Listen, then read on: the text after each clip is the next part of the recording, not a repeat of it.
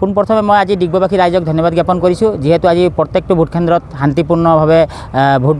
গণনা হোৱাৰ কাৰণে আৰু সমগ্ৰ ডিগবৈবাসী ৰাইজে আমাক বিপুল ভোটেৰে জয় কৰা বুলি আশা কৰিছোঁ। বিৰোধী ঐক্য মঞ্চৰ প্ৰাৰ্থী ৰাইজৰ দলৰ দুলাল বৰা ডাঙৰীয়াক বিপুল ভোটত ডিগবৈবাসী ৰাইজে জয় কৰাব আৰু লগতে অসমত গৌৰৱ গগৈ ডাঙৰীয়াৰ নেতৃত্বত অসমত কংগ্ৰেছৰ চৰকাৰ গঠন হ'ব আৰু এইবাৰ ৰাইজে পৰিৱৰ্তন বিচাৰিছে, ন্যায় পৰিৱৰ্তন, আমাৰ যিহেতু মূল্যবৃদ্ধিৰ পৰিৱৰ্তন আৰু যিহেতু আমাৰ অসমত সকলো সমস্যা সমাধান কৰাৰ কাৰণে আমাৰ যি বিৰোধী ঐক্য মঞ্চ গঠন কৰা হৈছে আৰু প্ৰত্যেকটো দলৰ ৰাইজৰ দল হওক, জাতীয় পৰিষদ হওক বা ভাৰতীয় জাতীয় কংগ্ৰেছ হওক, CPM হওক, আমাৰ প্ৰত্যেকটো দলে মিলি আমি যথেষ্ট কষ্ট কৰিছোঁ আৰু আমাৰ ডিগবৈ ব্লক কংগ্ৰেছৰ পৰা সকলো বিষয়ববীয়াই কষ্ট কৰিছে আৰু ইয়াৰ বিনিময়ত আমি অহা 4 মে'ত আমাৰ ডিগবৈত ভাল ফলাফল হ'ব মই আশা কৰিছোঁ আৰু আমি বিপুল ভোটত জয় কৰিম বুলি মই গৃহ বিশ্বাস।